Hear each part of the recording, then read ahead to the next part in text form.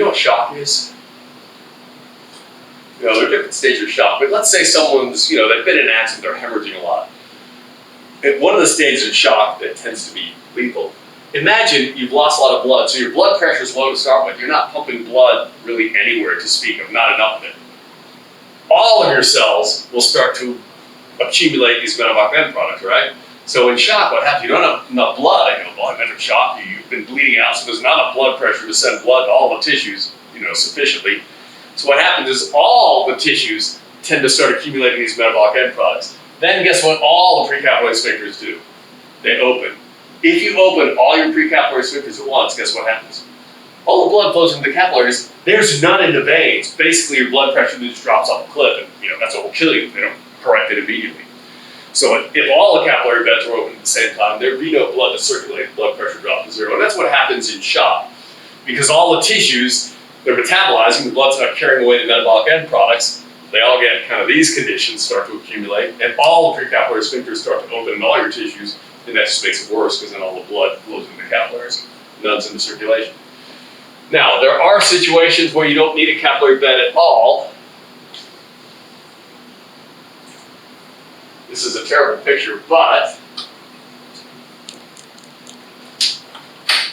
if all of these cells are, let's say, metabolically pretty quiet at the moment, they don't need much oxygen because their metabolism is so low, there is a small, they call this a meta-arteriole sometimes, or a throughway channel. So blood can't go directly from an arteriole through this meta-arteriole to a vein. What they're trying to show with the lighter shading here, these capillary bed, all these sphincters are closed, none of the blood is going through that capillary bed. So you have the ability to bypass an entire capillary bed. It doesn't need the blood at the moment. All the precapillary sphincters are mostly closed. You can bypass it. The reason I say this is a Credi diagram, what do you see? Is there air on this diagram that you can pick out? There is one. It's just the way they printed it, but what's the problem is, what is it? Again, what does it mean when they shade these blood vessels red? It means the blood is oxygenated, right? What does it mean when they shade them blue? Deoxygenated. Where does the oxygen come out of the blood? Only when the blood flows through a capillary bed, right? It doesn't lose or gain anything in arteries and veins. Same with this thing. This is an arteriole. There's no diffusion to speak of occurring here. Notice it's red. Why would it turn blue here? This would actually be oxygenated blood going all the way through back into the veins. In fact, as we'll see next section, deoxygenated blood doesn't mean it has no oxygen. Typically, the blood in your veins is carrying 75% of the oxygen that you have in your arteries. It's still got a lot of oxygen in it, but yeah, this should actually be red all the way through. It's not a big deal. But if you're bypassing a capillary bed, you wouldn't be losing any oxygen. It would be carrying oxygenated blood, just dumping it right in the veins. But there is a way to bypass the capillary bed if you're not using it. Now, the last thing we'll do with blood vessels, and we won't separate into different types, but once you pass the blood through the capillary bed, and again, in all diagrams, this is where you see the color change. In the systemic capillaries, you take the oxygenated blood, passes through the capillary beds, you lose some of the oxygen, it's now considered deoxygenated. If this were a pulmonary capillary, it would be the reverse. You'd get deoxygenated blood going into the pulmonary capillaries, oxygenated blood coming out. But once you leave the capillary beds, they are drained by a vein. So the pickup, what picks up the blood at the end of the capillary bed are the veins. There are different size classes of veins. The smallest ones are venules. Then you have medium veins, large veins. We're not going to separate them. I'm not going to separate them. We'll just call them veins. I might talk about venules a little bit. But then the venule is kind of where you send the blood after the capillary bed. And there's just a couple things I want to mention about veins. One is a bit of a continuation of what we looked at last time.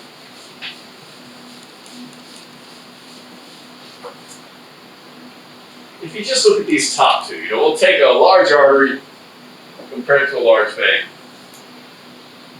There are some significant structural differences between arteries and veins. I think last time I mentioned, let's see if I write up here, artery, vein, and last time we mentioned arteries take blood away from the heart. Veins take blood to the heart, right? The direction the blood's flowing relative to the heart is different. And I think in lab we picked up one other difference. If you look at an artery that's been cut and you look at a vein that's been cut, what's the difference? I can do sheet parts. If you looked at the vena cava versus the aorta, what was the difference? You can see any other differences? When you look at those hearts, those great vessels going into and out of the heart, was there a difference between the veins and the arteries? Yeah, it was obvious. If you look at, and they're trying to show it a little bit on here, they just don't do it very well. If you look at an artery like the aorta, when you take a cross section through the aorta, the darn thing looks like you've cut one of the heater hoses in your car or something. The thickness of the wall of the aorta on those cow hearts we looked at, it's like 1/8 of an inch thick. Again, arteries, because they're receiving blood from the heart, they're under a lot of stress. They have to have very thick, tough walls or they'll just rupture, which would be lethal. So typically, arteries have much thicker walls because they're under a lot more pressure. You can't make a wimpy, thin-wall artery, it would fail, then you'd be dead. Veins, on the other hand, if you remember the vena cavas on those cow hearts, they're almost like paper thin. It's like a little membrane. In fact, you can't even see them until you stick your finger in it because they're all collapsed. Veins, if you look at an artery and a comparable-sized vein, the veins are always going to be much thinner walled. That's in part because they're under really, really low pressure. And if you look at the pressure in the aorta, it's 120 max, millimeters of mercury for a typical person, right? You look at the pressure in the vena cava, it's almost 0. It might be 1 millimeter of mercury or something like that. You don't need any strength in the veins because there's not any pressure in them. So you could say veins have thin walls. Arteries have relatively thick walls. And another thing you might have noticed when you were looking at the blood vessels in lab. Do you remember when you looked at the brachial artery and the brachial vein in lab? Now, of course, the ones in lab, they've been injected with that latex.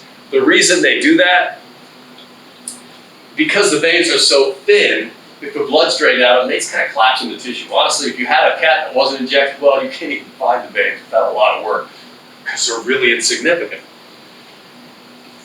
But did you notice anything else when you're looking at a comparable artery vein, like the brachial artery, brachial vein? Did you notice any difference other than the color in the cats? Really, any of them, I think I have radial ulnar veins and arteries were on your sheet. I will tell you, on lab, I didn't ask the radial ulnar, but I only can ask the radial vein and the ulnar vein. I never asked the radial artery and the radial and ulnar arteries. The thickness, you might have noticed in the subclavians, for example. You might have noticed, if you look at the brachial artery and you compare it to the brachial vein, the diameter is different. Veins, they have thin walls, but they are much bigger. You can fit the aorta inside one of the vena cavas. I mean, they're much bigger in diameter. Arteries, carrying the same amount of blood, have a much smaller diameter.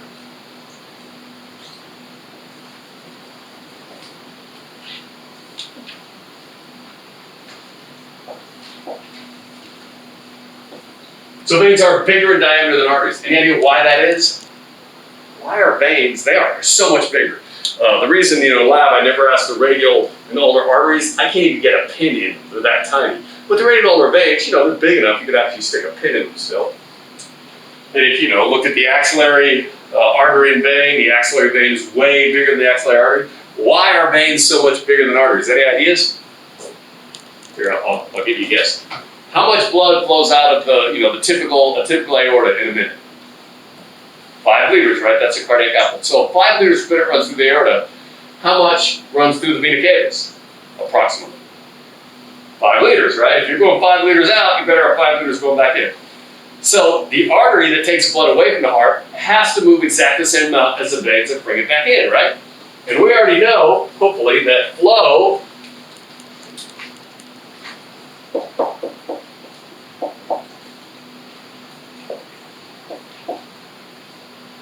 through a blood vessel, whether it's an artery or vein, any of the tubes, is determined by the blood pressure over resistance, right? Well, in the aorta, what's the blood pressure, approximately? You have something like clinically 120 over 80, right? What's the blood pressure in the vena cava? 1. I mean, it's almost nothing. So here's a problem. I know kind of the same thing with the pulmonary and systemic circuit I went over. I know I'm moving 5 liters per minute out the aorta and into vena cavas. And I know that has to equal to the blood pressure, which in the aorta is up to 120 millimeters over resistance. And in the vena cava, it's 1 over resistance, EA. So they both, this represents the aorta, this represents vena cava, they both have to pump 5 liters per minute. The pressure in the aorta may be 120 times higher than it is in the vena cava. So how's the vena cava going to move the same amount of blood? Because that has to be the same in both. There's got to be something different with the resistance, right? Just mathematically to make that work. Well, one of the biggest factors that affects resistance to blood flow is what? Blood vessel diameter. You know, another way of looking at it. Imagine you have a big, tall water tank, and like one of these have green eggs or something. You know, it's like 20 feet deep here. Now, what I'm going to do down at the bottom, I'm going to put in a little tiny pipe. And of course, if I put a hole, let's say about 1 inch in diameter at the bottom of this tank, what's going to happen? You know, water will be pouring out of here pretty fast, right? It'll shoot out that hole pretty high rate. What happens if I take the same size pipe or same size hole and I put it up here? Is the same amount of water going to come out this hole as this hole, assuming the same diameter, same length, all of that? The same amount of water you think come out of both holes? No, this will just be barely dribbling out. How come? What's the pressure down here? Well, deeper in the water, you get much higher pressure. What's the pressure up here? Really low. So here's a problem. I don't have much pressure up here, so how can I get these two openings to move the same amount of fluid? I can't decrease the pressure here. It's just not possible. So what can I do? Well, I can just make, instead of that little pipe, I can make a big honking pipe. Now, the water's still not going to blast out of it, but because it's much bigger in diameter, it has less resistance, I can pour the same amount of water out of this big pipe that I put out of this little one. Does that kind of make sense? Because that is basically why the veins are large in diameter. There's so little pressure once you get through the capillaries, you wouldn't get much blood flow through the veins, so you make them really big, that's going to decrease resistance, so you get a lot more blood flowing through those tubes, even under low pressure. And the other thing you might have noticed, did you look at the superficial veins on that one arm model? It's one of the labs I missed. I'm not sure if you looked at it. I didn't put it on the quiz because I wasn't sure. If you look at the arm, how many arteries are coming out into your arm that we looked at in the cap? 1, right? The brachial artery. How many veins were coming back? Did you notice? You got the brachial vein, then you had the cephalic vein, you had the basilic. I mean, look at this arm here. You put a little tourniquet on it. You got all these veins you can see on the surface, plus you have deep veins in there. All that's going back. 1 artery going out. It's another sort of characteristic of veins. Because the pressure is so low, not only they're large in diameter, there tend to be a lot more of them. That's partly because there's such little pressure in the veins. You just sit down or do something like this. My elbow is actually squashing some veins. There's not enough pressure to open them up and get the blood to return. So you have all kinds of cross connections and multiple pathways for that low pressure blood to get back to the heart. So veins typically have a much larger diameter when compared to a comparable artery, and there's also more of them. For the same reason, it reduces resistance and makes more pathways to get back to the heart.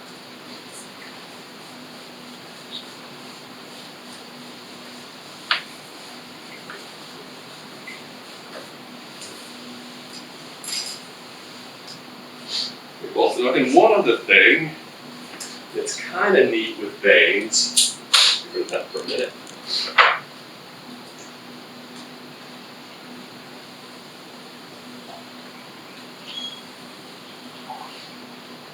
That's your foot. Now, here's another sort of a potential problem.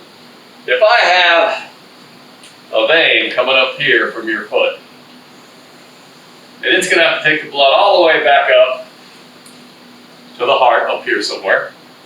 That's a few feet. The problem is the pressure in these veins down in your feet is really low. It may only be a few millimeters of mercury, 8, 9, maybe 10 millimeters of mercury tops. That is not enough blood pressure to overcome gravity and get all the way back up to your heart. The veins literally don't have enough pressure to push the blood, that's several feet back up to your heart.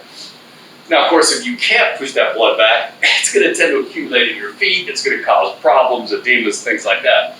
So veins actually have some accessory mechanisms to aid in what they call venous return. Venous return is just moving blood back up towards the heart. And it turns out, in the veins, the endothelial layer forms a number of valves.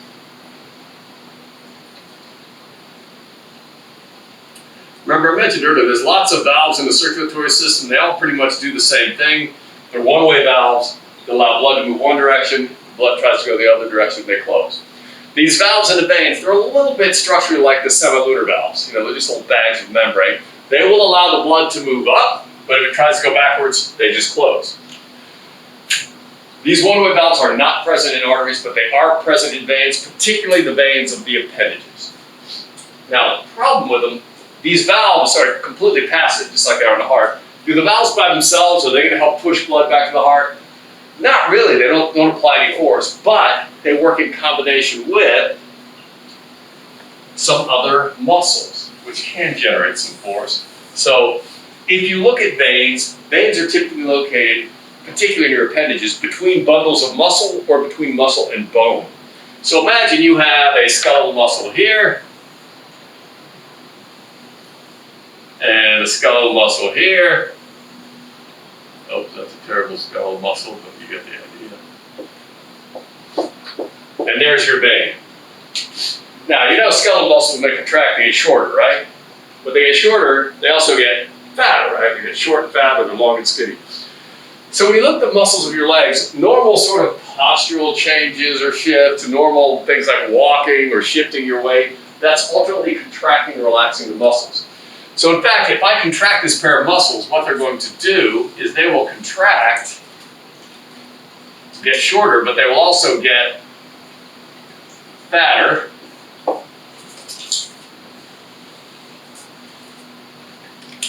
And they will take this vein and they will squish it. So when the muscles in your legs contract, they get shorter and they get fatter and they squeeze on the veins. Well, of course, when they squeeze on the veins, where did the blood go that was in that vein? I've just squished it so there's no blood in it anymore. Where'd it go? It can't go down because of the valves. It can only go up. Then I'll relax the muscle. It'll go back to its original thickness. The vein will recoil. Can the blood up here go back in to fill up the space? No, because of the valves, so you'll have to bring up more blood. This is a type of pump. They actually have a name for this. It's called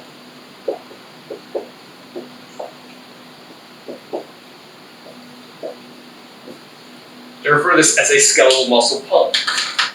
Just normal walking and normal sort of postural shifts alternately contract and relax the muscles. You know, people you're tasting it. Squish, relax, squish, relax, squish, relax. That is aiding venous return.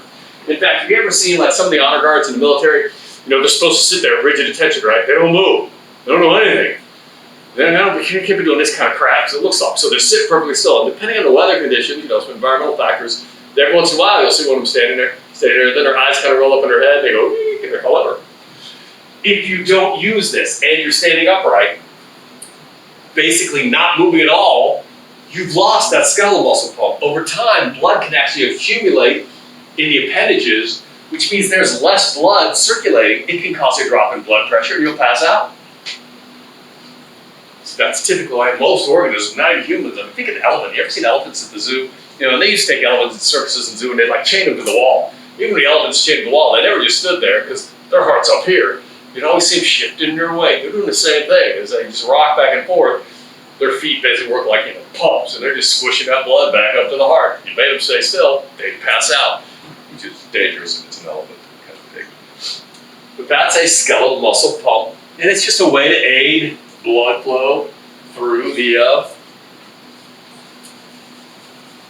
veins. Get it back up to the heart. Let's see, just a couple weird things with these valves. Let me redraw my vein because it got kind of ugly.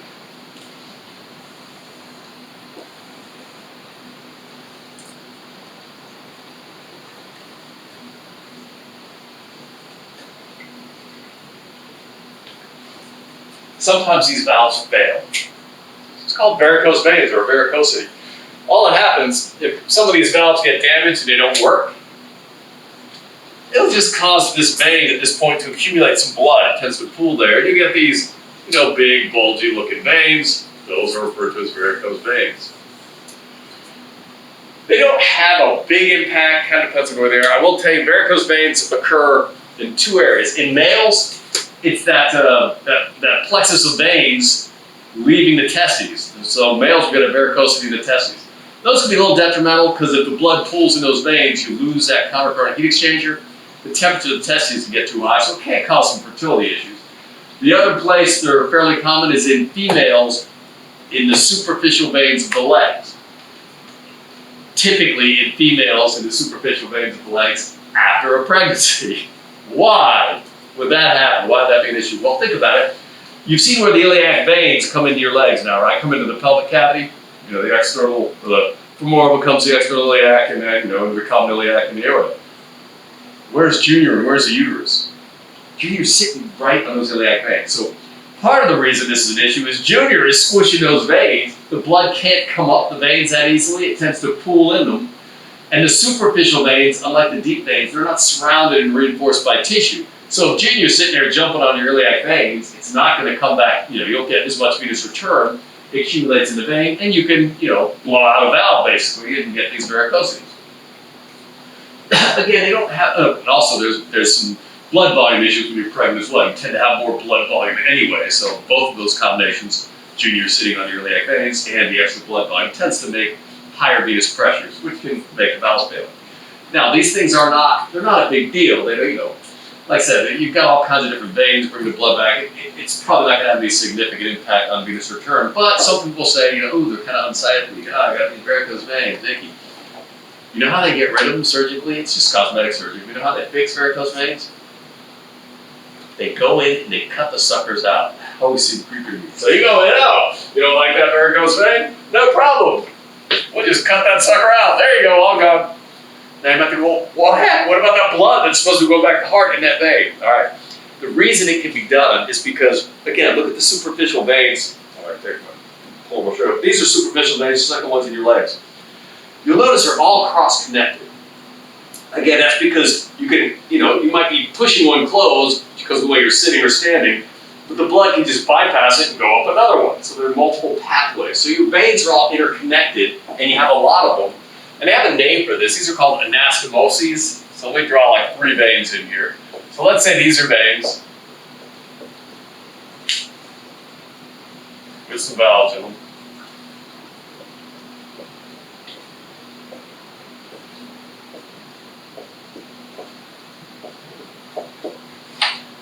Put this one back together.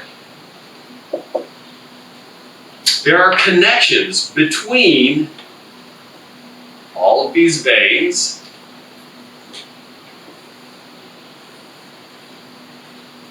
We call these cross connections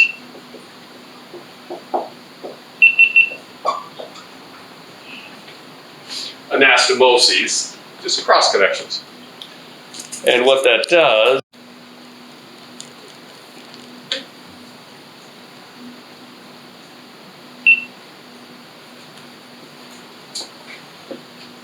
if one of these veins gets compressed or squeezed or something, the blood can just find, another pathway.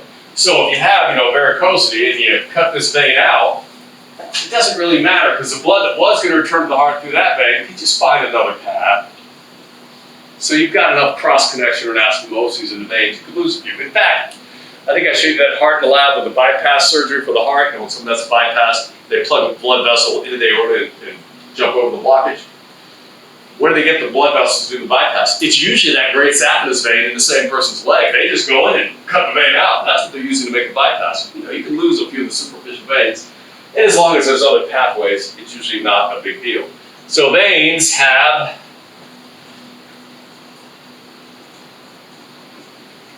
one-way valves. Arteries don't need it. They have enough pressure. And those anastomoses are more typical in veins, although you can get cross connections in arteries as well. In fact, your coronary arteries often have a lot of anastomoses or cross connections. Most of your other arteries don't, but coronary arteries do have a few. And there's other things you can put in here. Of course, arteries have high pressure, veins have low pressure. That's probably why I have all these differences. But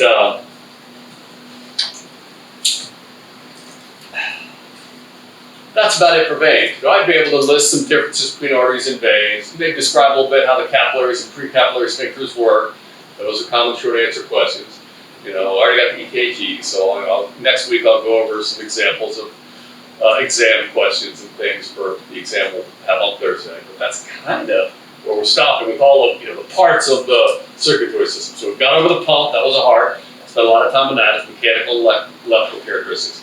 Went over the blood, just briefly, its physical characteristics, and now we've got over the blood vessels. So now the last thing we're going to do, it's not really looking at anything new, it's just kind of tying a lot of these aspects together. So that second sheet I gave you, this one we'll go over now. Let's see, you got one, then we got one. The one that says take-home quiz at the top. All right, this is also on Blackboard. And now, if you look in the HB Kim notes, he's got this in there, at least most of it's very similar. And he's got most of them answered. Don't go straight to the HB Kim notes, because that will not do you any good.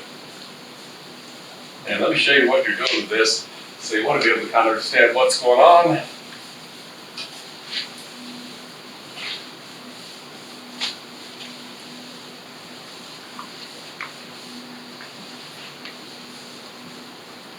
All right, we'll just scribble what's on here on the board. A couple things to clarify.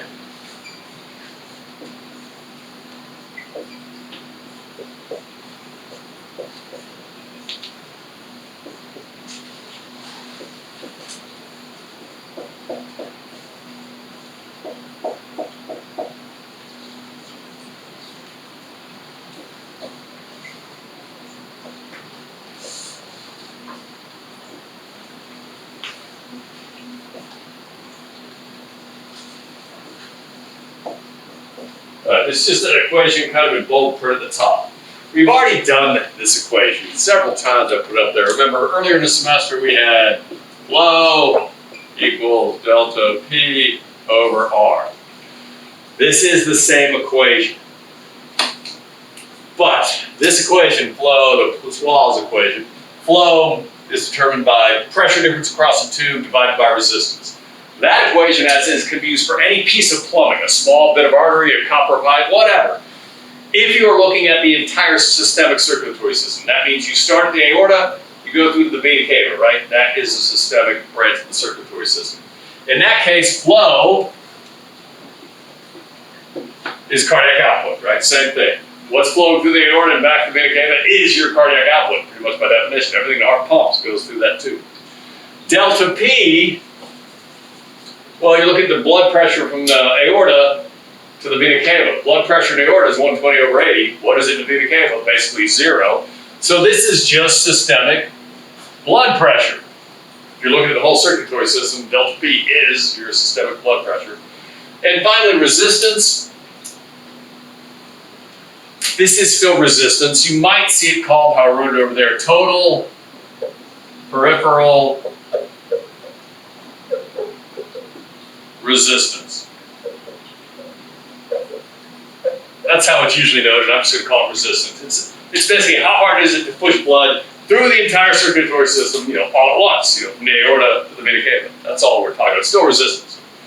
This equation has then just been rearranged algebraically. If I want to isolate pressure, I multiply this side by R, that gets rid of that. Multiply this side by R. So what I get is resistance times cardiac output equals blood pressure. Now, you need to know any of that, but that's where it came from. That's what this comp equation is. This is this. It just looks a little different. Let me explain the differences because they're not going to be that important to us. Cardiac output. We know what cardiac output is. Cardiac output, right? How do you determine cardiac output? It's heart rate times stroke volume. And this is stroke volume right here. And diastolic volume. Might have said systolic volume. We already went over that. That's actually stroke volume. So that's just cardiac output times resistance, and this is just resistance. So it's the same equation. It's just been manipulated and expanded a little bit, but it's the same thing.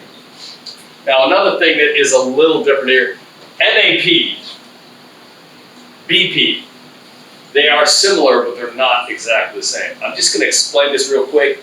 Like I said, it's not going to be that important to us, but it might pop up down the road for you. We got two different blood pressure measurements here.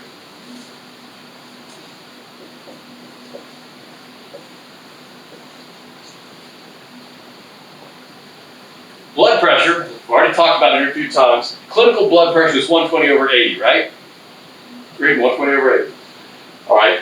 What, if you're looking at these equations, and we are not going to be plugging actual numbers into these, you can, we're not going to, but what this is saying is that, pressure, all of this is going to equal the pressure. Well, blood pressure, as we've already mentioned, is a force that's pushing the blood through the blood vessels, right? So if I look at clinical blood pressure, what is the force pushing blood through the blood vessels? Is it 120 millimeters of mercury? Is it 80? My average, what is this? This isn't a pressure, right? This is two pressures. Mathematically, which one do I use? It's not a pressure of 120 or 80. I don't have to pick. That'll give me different answers.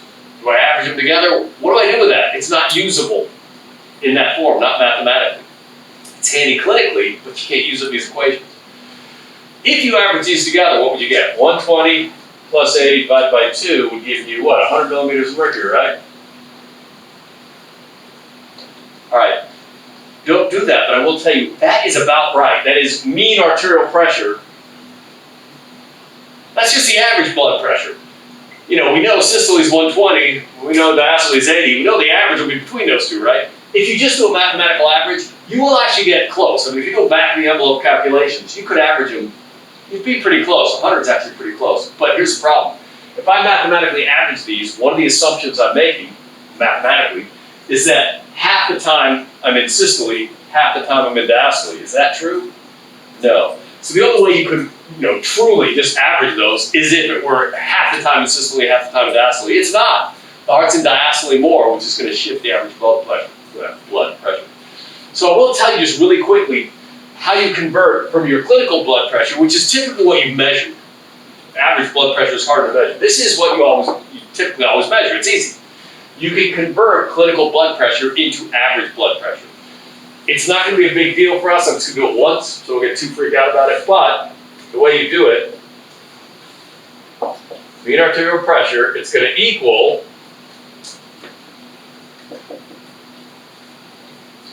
diastolic pressure plus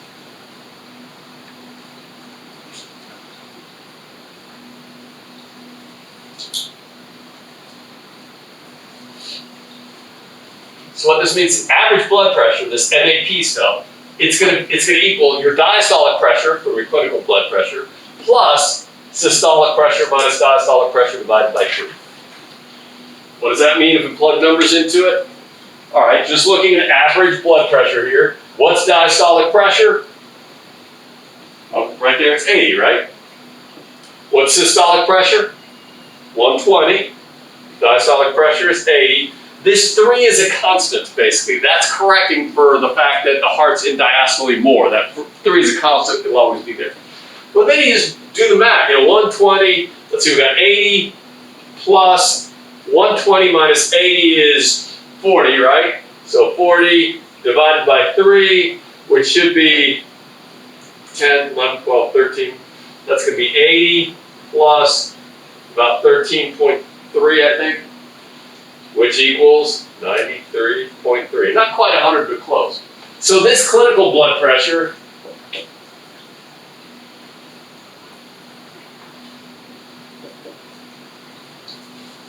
can be converted into an average force of 93.3, and the units are millimeters of mercury. The only reason I do that, again, it's not going to matter for us because we're not actually plugging numbers into these things. You can.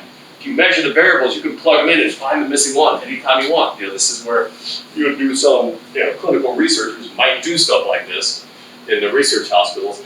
But it's a little beyond us. We're not going to be plugging numbers in necessarily, but that's why this says MAP instead of BP. You derive one from the other, so if you want to think about this as just blood pressure, BP, fine, it's not going to hurt your answers at all, I'm good with that. Just keep in mind, if you do have to do something like this, you have to get the average blood pressure, because that's the force pushing it through the arteries. It's not 120, it's not 80, it's kind of derived from that. So that's all the MAP means. Now let me show you what you're doing with this quiz, because it looks really ugly at first, but it's not. There's only a couple places where students typically get hung up, and with good reason, some of them.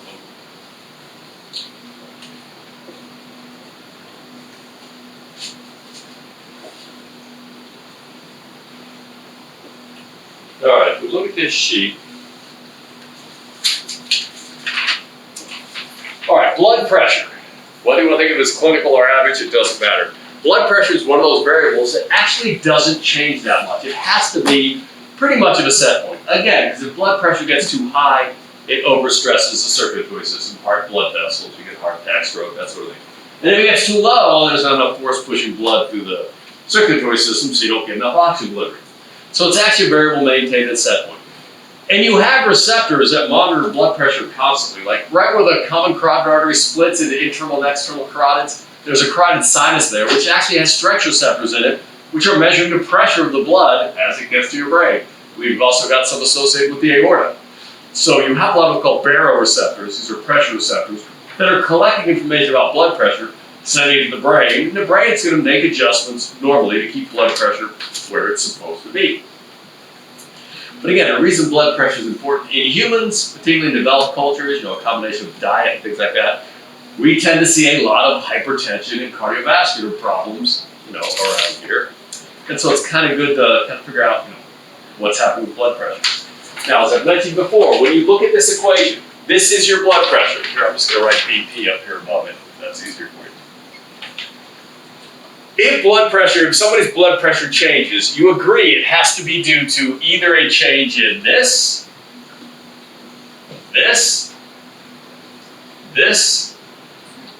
or this, right? I mean, mathematically, if these four things stay the same, this would stay the same. Agreed? So blood pressure, control isn't that big a deal. All you have to do is, make one of these things change. And that's going to have a tendency to change this thing, right? Just mathematically. So what we're doing with this quiz, you have to keep in mind, when we look at this quiz, we're looking at no compensation. Because honestly, does your blood pressure generally change much? No. Because if some variable tends to shift your blood pressure up, something else will kick in and bring it back down to normal. That's compensation. That's not what we're looking at. So all we've got here, you have a bunch of variables. What have we got? 13 down on the side there.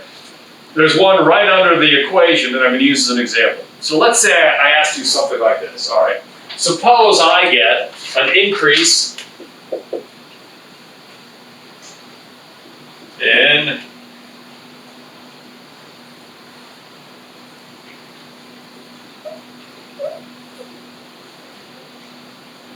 sympathetic activity. Now, some of these things, you can find all of this stuff in your book. It'll be there. This will be in the nervous system section. We've talked about it a bit, but the sympathetic nervous system. I talked about it, I think, last time, before. It's part of your nervous system. You may have to look up in the book what it does if you don't remember from last semester or our discussions. But what this is asking you, what is going to happen if you increase the activity of the sympathetic nervous system? Again, the sympathetic nervous system, that's kind of responsible for your fight or flight response. So if I increase the number of action potentials being generated by the sympathetic nervous system, first thing you want to do is tell me, what do you think that's going to do to blood pressure? Make it go up or go down or stay the same? Up. Is that your guess? Up. And it could be a guess initially, but that's half the answer. So here's the way you can answer it. Increased sympathetic activity will have a tendency to increase mean arterial pressure. Right, that is half the answer, but it's only half. And that is correct. If you increase sympathetic stimulation, increase action potentials generated by the sympathetic nervous system, that is going to have a tendency to increase blood pressure. But the next part of the question is harder. All right, so you just told me this is going up. Now, the next thing you have to tell me is, why do you think it makes blood pressure go up? Now, the way you want to think about it, well, I know, just mathematically, if this goes up, what has to happen to at least one of these four variables? At least one of them must go up, right? If none of them went up, this wouldn't go up. You're wrong. So if we're going on the assumption, this just means you're going to increase mean arterial pressure if you increase sympathetic activity. Tell me why. What does increasing sympathetic activity do to this, or this, or this, or this? Keeping in mind, this may have an effect on only one of those variables, or it could affect all four of them. It depends on the variable. In this case, sympathetic activity. Does sympathetic activity affect your heart rate? Does it make it go up or down? Fight or flight response, up. Tends to increase cardiac output. So the answer would be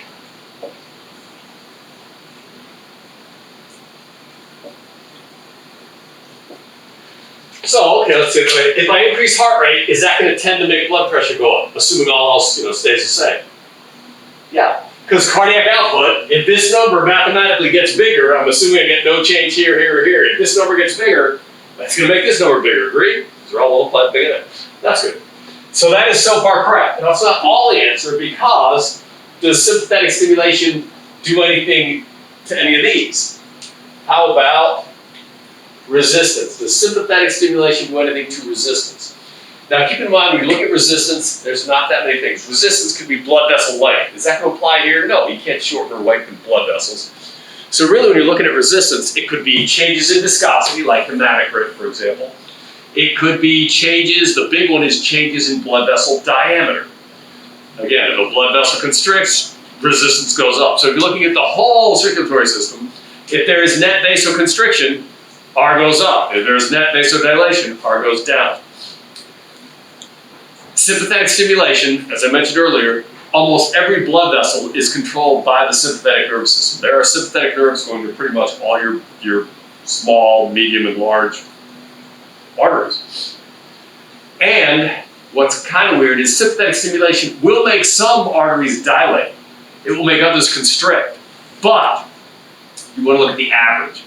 Overall, if you measure the average blood vessel diameter before stimulation of the sympathetic nervous system, and you measure blood vessel diameter after stimulation of the sympathetic nervous system, you will find there is a net amount of vasoconstriction.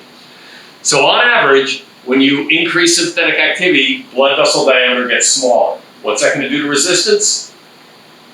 Make it go up, right? Smaller diameter, much more resistance. So a second part of this is you will also increase total peripheral resistance. You get net vasoconstriction. And again, all else being equal, if this goes up, just mathematically, that's going to have a tendency to make that go up, right? All right, now, this one's a little trickier. I think I mentioned it, but I don't know if you remember it. How about end-diastolic volume and systolic volume? All right, end-diastolic volume is filling.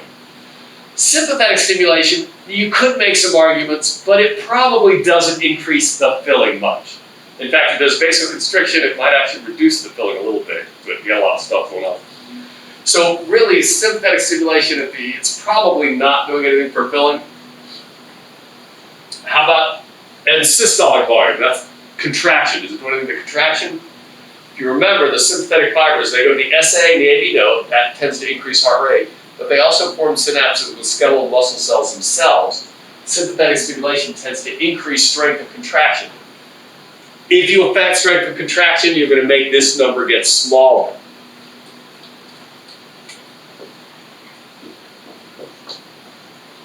Now, if you think about it mathematically, if this number gets smaller, just look at that number. What does that tend to do to blood pressure? You're subtracting this number. So if this number gets smaller, this number gets bigger, which means if you multiply it out, this will get bigger. Reducing the residue. Remember, that's what's left over because you're subtracting it. If this number gets bigger, stroke volume goes down, you reduce cardiac output and blood pressure. If this number gets smaller, you're subtracting less, stroke volume can be bigger, that's going to tend to increase blood pressure. So this is kind of the way you answer that one. You can even answer it in that form. And I got an answer down for you. Increased sympathetic stimulation will increase venous arterial pressure by increasing heart rate, increasing peripheral resistance, and decreasing end systolic volume. So what you're going to do for each of these variables, give me the answer first, that'll be half your credit, and then explain why. And it's not always going to be this many. Many of these variables we'll look at here may only affect one of these things. Let me give you another example.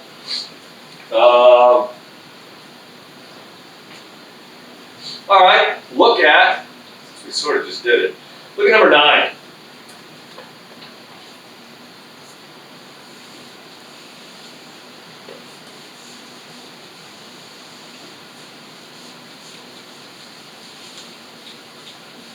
Number 9 is increased level of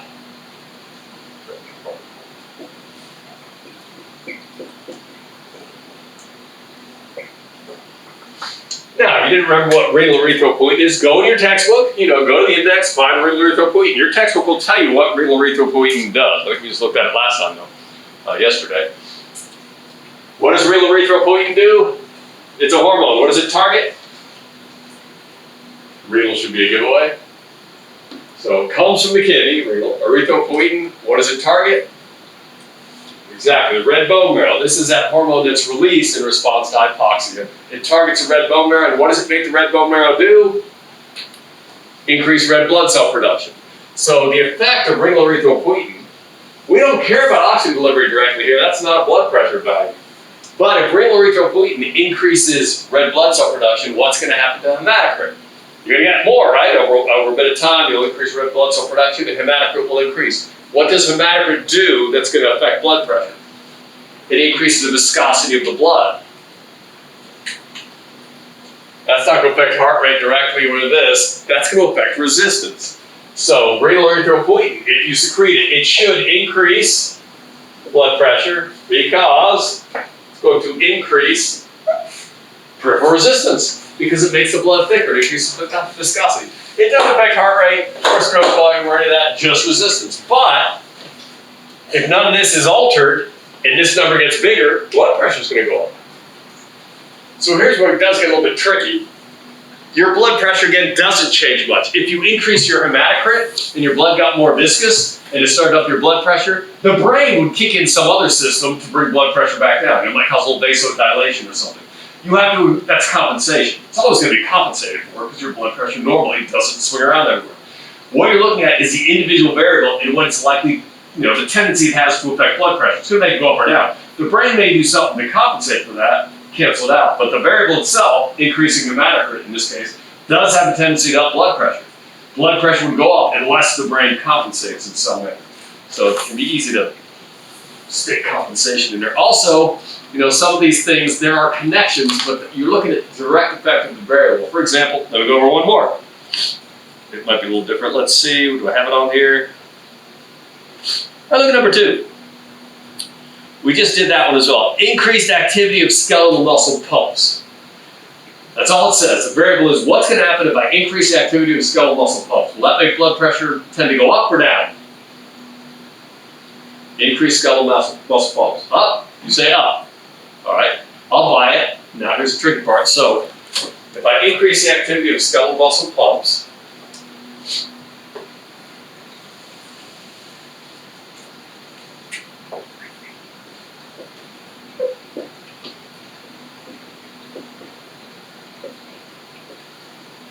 all right, I will buy that it will up blood pressure. But now, why will it up blood pressure? Anybody? I'm saying that if you increase the activity of skeletal, this is just this. I'm increasing skeletal muscle pumps right now. That's going to have a tendency to up my blood pressure. Why?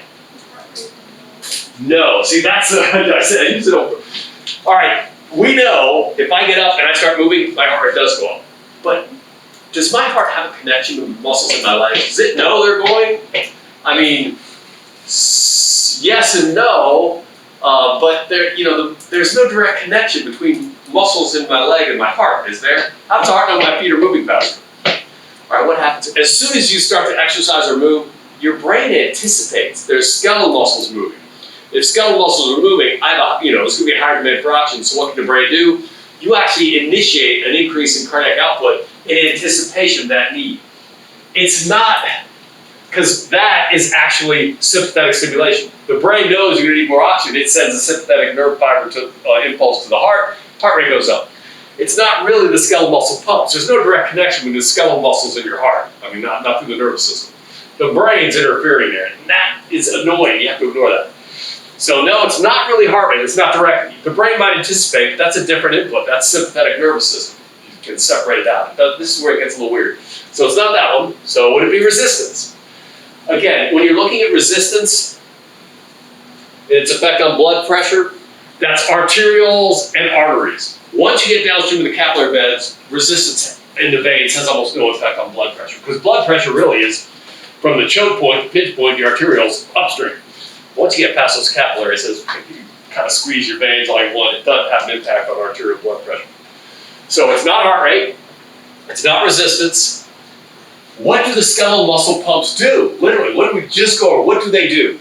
What is their purpose? If you don't use them, what happens? Blood stays in your legs, right? So when you use them, where's that blood going? back to your heart. All right, this is going to come up with several different variables.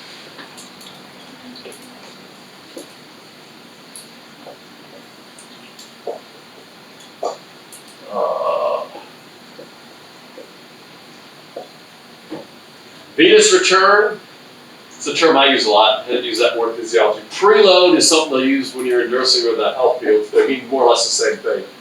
What that means is, here's your heart. The veins coming back to your heart. The pressure in those veins, they'll refer to that as preload. It's the pressure. Venous return is, I think, more descriptive. What does that mean? It means you have blood returning from the veins. In either case, if you have more blood flowing into the heart, what's that going to do? Anytime you have more blood flowing into the heart, you're going to fill it more, right? There's lots of things that will have an impact on venous return or preload. This is one of them. But really, at least directly, the only thing these skeletal muscle pumps are doing, they're pushing more blood into the heart. They're increasing venous return, or you could say increasing preload. It's not really on it. Both of those will increase end diastolic volume. Anything that aids blood returning to the heart is going to make this bigger. That's going to be a common variable that changes a lot of things. That's pretty much it for skeletal muscle pumps. All they do, literally, is venous return. They're pushing the blood back to the heart. The faster you push the blood back to the heart, the more you're going to fill it, the more it's going to, the bigger the stroke volume will be. So nothing else in that equation would matter for that scenario? It doesn't have a direct effect on heart rate or resistance. Now here you've got a bit of an issue, and I won't mark this wrong, but if you make this bigger, what happens to this? It gets smaller automatically. Remember Starling's law of the heart? That's fixed. So you could say, you wouldn't be wrong, you will increase end diastolic volume. Of course, that's going to stretch the heart out more. When it contracts, it's going to contract with more force. That's actually going to make end systolic volume smaller. That's always going to be the case. In fact, anytime you put an up arrow for EDV, you could put a down arrow for ESV because they're linked because the Starling's law of the heart. If you left that on, I'm just going to ignore it anyway. But if this goes up, this is going to go down. Now, it does go the other way. If this goes down, it doesn't mean that goes up. You can't go that way. But yeah, end diastolic volume, anytime you increase venous return, you're going to get more force of contraction. It'll probably reduce what's left in the heart, ESV. But yeah, so there's lots of weird ones like this. Some of these things, you'll have to look, there should be a handful of hormones in here. I'm sure aldosterone's in here. ADH might be in there. Epinephrine might be in there. You can just look up the hormones. Your textbook will tell you what they do. Now, it doesn't necessarily relate it to this equation, so you have to make a few leaps once in a while. But a lot of it's, there's a few of the hormones we discussed in here. The book will tell you kind of what they do. It'll either, increase venous return or whatever. The book will tell you that, just may not relate it directly to this equation. You have to make that leap. Some of these are just mechanical events that will, I'll just change, what do I say? Okay, if resistance goes up, what happens to blood pressure? Well, you don't do anything else. If that goes up, blood pressure's, going to go up. Why? Because resistance, you can take pieces of the equation and change those directly. So what I want you to do is, again, just kind of go through these, look at the textbook to find a bit, see what's in again, it's just like the skeletal muscle pumps. Try not to anticipate, other effects, because again, the brain's going to compensate or anticipate another thing. That's kind of what we're looking for. The direct effect of that variable only. Tell me what it'll do to blood pressure and why. And like I said, when you're doing this, you can email anyone else in the class, talk to a friend, someone that's had it before. It's okay. It's actually could be kind of useful to discuss this because some of them are a little weird. I mean, imagine standing in an elevator and accelerating upward at 128 feet per second. That's basically an increased force of gravity. That's the key. If you increase gravity, what's going to happen? And this is stuff you go over if you're going into clinical fields. There's a difference or a change in blood pressure if I go from this position, laying down, and if I immediately stand up, you're going to get a change in blood pressure that's very rapid. Now, it'll be compensated and smoothed out very quickly. That changes blood pressure. That's just like going up in an elevator. Same reason the human can't get in a jet plane and go, really fast and take a turn. You pull too many G's, the pilots all pass out because of a drop in blood pressure. So some of them are kind of weird.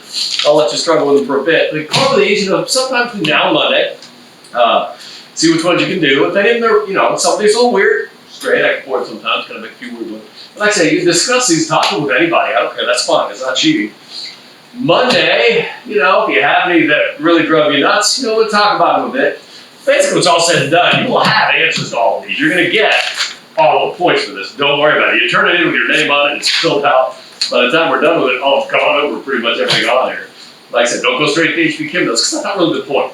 Because your next exam, this will be one of the short answers. You'll get this equation, you'll get this problem. Now, it won't be exactly one of these, but it won't be anything too off the wall because you can't do textbook.